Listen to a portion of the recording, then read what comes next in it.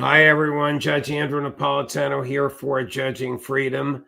Today is Wednesday, March 26th, 2025. Aaron Maté joins us now. Aaron, welcome, my dear friend. I have a lot that I want to ask you about. I want to ask you about your debate in Britain, or your debate against somebody that was on a British venue over the origins of the special military operation in Ukraine. And I also want to ask you about what's going on in the West Bank, where the producer or director of an Oscar-winning film was viciously attacked and beaten. But before we get there, what is your take on this Jeffrey Goldberg event involving the senior national security people in the Trump administration? It seems clear, for all of Goldberg's fault and for his terrible background, that he was telling the truth, at least in part, that he did receive military plans, which under American law are secret, whether the defense secretary calls them classified or not. Big question. What the hell was he doing there?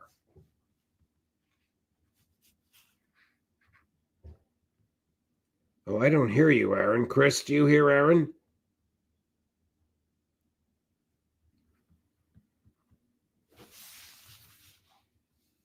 No, neither of us hears you.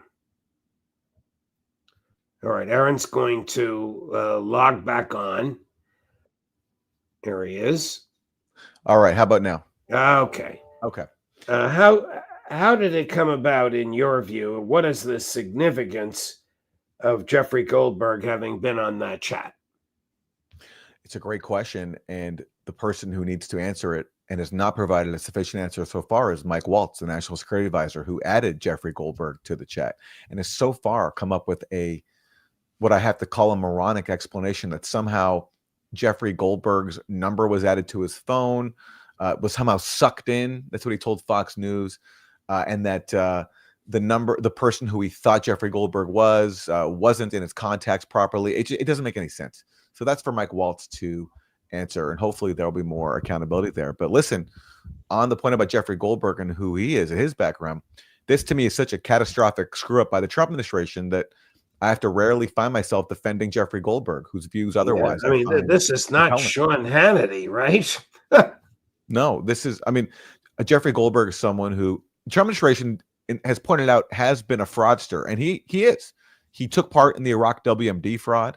He put out propaganda on behalf of Dick Cheney to help justify the invasion of Iraq and the lead up to it. He has been a lifelong advocate of the Israeli occupation and apartheid. He served as an IDF prison guard. He was a Russiagate fraudster. So there's a long rap sheet that you can criticize him for. But in this case, this was not his fault. It was Mike Waltz's fault. And in the process, we got an extraordinary window into planning an act of aggression against Yemen. And my only complaint here about the response so far is that there's been way too much focus on the, protocol mistakes in terms of safeguarding what I think is classified information, and not enough scrutiny on the actual act they were discussing, which is bombing Yemen and killing civilians in the process. Right. No scrutiny about the lawfulness, wisdom, morality. They lose on all three counts, in my view, and probably in yours, of bombing these people. None whatsoever. The only scrutiny seems to be, was Hegseth telling the truth when he said the plans weren't posted? Well, we know that they were posted. Were Gabbard and Ratcliffe telling the truth when they said don't remember seeing military plans? I don't know how they could possibly not remember that. And the text that your producer Chris is showing on screen is so important, because this is where Mike Waltz is so excited that they've hit the first target. He's sort of giving a play-by-play. And what are they talking about? They're talking about bombing a civilian building where their target, presumably a member of the Houthis, Ansar Allah, was visiting his girlfriend. And Mike Waltz says, we had a positive ID of him walking into his girlfriend's building, and it's now collapsed. So he's bragging about, and in fact, he was so excited to type it out that he screwed up his initial message because he was so excited. They're bragging about destroying a civilian building and killing civilians in the process. And J.D. Vance, who was the lone voice of dissent earlier in that text thread in terms of the decision to bomb Yemen, he responds with excellent. And Yeah. JD Vance's dissent is really instructive, because what's so funny about this is not even JD Vance, who is the only voice here to say, you know, this is not a good idea. He can't even bring himself to acknowledge why they're bombing Yemen in the first place. JD Vance, in advocating against the bombing, you know what he says? He says, we're doing this on behalf of Europe, and I don't want to bail them out. This bombing of Yemen had nothing to do with Europe. The only connection to Europe is that it was carried out on behalf of a European settler colony called Israel. But JD Vance can't even bring himself to acknowledge that that's why they're doing it. So to be able to even put forward a voice of dissent, he has to mischaracterize the whole reason for the military action that he's bombing, because you simply cannot criticize something that's done in the name of Israel. And they're doing this for Israel because Ansar Allah, the Houthis, were interfering with Israeli ships as an act of protest against Israel's breaking of the ceasefire by blocking all humanitarian aid and food into Gaza. Chris, put up the 360-degree video of Pepe Escobar, if we can get that. This is the residential neighborhood in which the bomb hit. You'll see Pepe in just a minute. There he is, standing where this apartment building once stood. We interviewed Pepe live. Now his camera person moves around. We interviewed Pepe live on Monday. This attack was sometime prior to that, but you can see it's not a military area. It's a residential neighborhood. At the time we interviewed that, we didn't know, and I guess we still don't know. Mike Waltz is assuming they know that this person they were trying to kill was in fact in the building. I could be snarky and say, gee, did I miss something? Did Congress declare war on Yemen? We know it didn't, and we know presidents don't even wait for declarations of war any longer. I am not a stickler for prosecuting people, as you can imagine, but espionage is defined as failing to keep safe national defense secrets, and plans to bomb, to kill human beings by the military in another country are secret, whether they're characterized as classified or not. There are two espionage statutes that the Republicans wanted Hillary Clinton to be prosecuted under. One is the intentional misplacement of national security secrets. The other is the negligent misplacement of national security secrets. Question: do you think Kash Patel is going to and Pam Bondi are going to get an indictment of Pete Hegseth? Well, the indication so far is that there will be no accountability whatsoever. They're making the laughable claim that this was not classified information. They really want to argue that talking about bombing before it happens, talking about targets, talking about weapon systems, the type of aircraft and drones that are being used, they really want to argue that that's not classified. I just think that's laughable. If a Democrat had been in a similar situation, there's no way they'd be saying that, oh, this is nothing to worry about. So yeah, this is a case where they're caught with their pants down, and so far no accountability for anyone.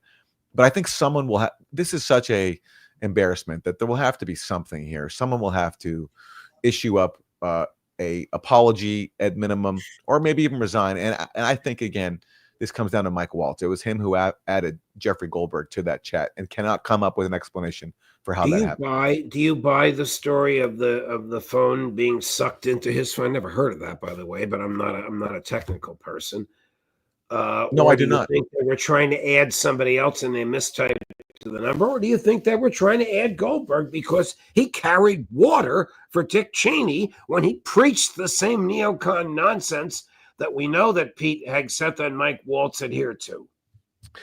This is all speculation, but my best guess, and again, so many things are possible. My best guess is that Jeffrey Goldberg, like Mike Waltz, is a neocon. They share a similar agenda. So it's perfectly plausible to me that they had each other's numbers because they share the same agenda in Washington, and have known, they've both been around for a while. And that Mike Waltz accidentally typed in Jeffrey Goldberg when he meant to type in someone else with the same initials or similar initials. That's my best guess. Here's, I think this is Mike Waltz. Just bear with me a minute. Yeah, Here's Mike Waltz. Well, it's a waltz. You tell me if he really accepts responsibility. Cut number 23. So your staffer did not put his contact information. But how did it end up in your that's phone? what we're trying to figure out. Okay, but that's a pretty big problem. That's what we've got the best technical minds, right? That's disturbing. And that's where, I mean, I'm sure everybody out there has had a contact where it was said one person and then a different phone number. But you've never talked to him before, so how's the number on your phone? I mean, I'm not an expert in any of this, but it's just curious. How's the number on your phone? Well, if you have somebody else's contact and then somehow it gets someone sucked sent in, you that it gets contact. sucked in. Was there someone else supposed to be on the chat that wasn't on the chat that you thought was? So on the chat? person that I thought was on there was never on there. It was this Who guy. was that? What person? Well, I'm not. Look, okay. Laura, I take responsibility. I built the group. Okay. So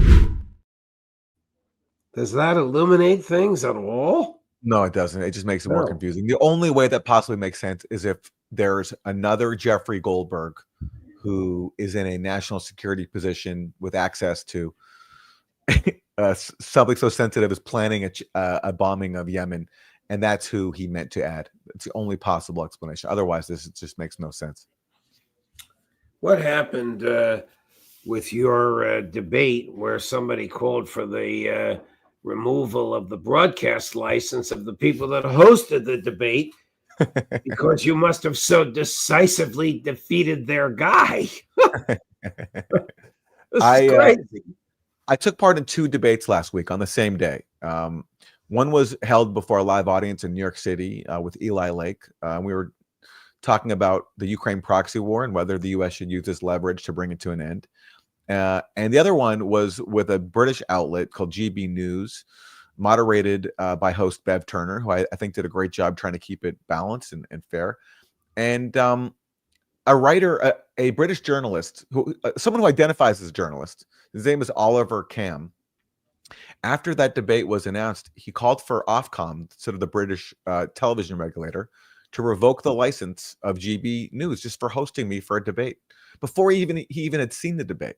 And that reflects the fact that people who support the Ukraine proxy war, they hate democracy. They hate the exchange of ideas because they know that in the marketplace of ideas, they're on the wrong side, especially now, 3 years into this horrible war where hundreds of thousands are dead and there have been so many sabotage opportunities to end it much earlier, as I tried to point out in this debate. So this guy, Oliver Cam, who's a longtime journalist with the London Times, he called for Ofcom to revoke the license of GB News.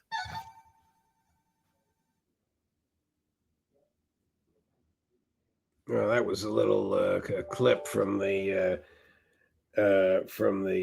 debate. We came across a very interesting clip of Ofer Kasif, who is a member of the Israeli Senate. I gather he's an Arab member of the Israeli Senate, who was sitting with the Oscar-winning producer of that film, who apparently had been beaten in the West Bank. Can you take it from there? Ofer is actually Israeli, but he is a left-winger, serves in the Israeli parliament. And yeah, he was there to greet the Palestinian filmmaker who was assaulted by Israeli settlers and then kidnapped by Israeli occupation forces. And his name is Hamdan Bilal, and he was brutally beaten, just like so many Palestinians are every single day. And the fact that the Israeli settlers and military felt the impunity to attack him, even just 3 weeks after he won an Oscar for Best Documentary, it just speaks to the leeway that they have to carry out violence every single day against Palestinians in the West Bank. And because the genocide in Gaza is so horrible, day after day, a new massacre, a new unspeakable massacre that's now just become totally normalized. We barely have time to even pay attention to the horrors that Palestinians face in the occupied West Bank. But what just happened to Hamdan Bilal, just right after he wins the Oscar for Best Documentary, a documentary that's all about the terror against people like him in the West Bank, it just speaks to the complete impunity that Israel has to carry out violence in the occupied territory. Chris, cut number 25. Hello, everybody. My name is Ofer Kasif. I'm a member of the Knesset with El Jabba, with the Democratic Front for Peace and Equality. I came here not only on my name, but to represent the Communist Party and Hadash, El Jabba, to express our solidarity with the people of Mesafriata, of Susia, especially with Hamdan, and to wish you all the best. We are firmly with the people with the all Palestinian people who've been going through hell, especially in the last 18 months. Genocide in Gaza and ethnic cleansing in the West Bank. And what we saw here is only one example out of hundreds, if not thousands. And I call, like my friend said, I also would like to appeal to the whole international community. Don't leave the Palestinian people behind. Don't leave the people of Mesafar Yatta behind. They need your support. We all need peace and justice. And the settlers, the settlements, under the auspices of the occupation forces and the encouragement and support of the fascist government, they are responsible for the whole bloodshed.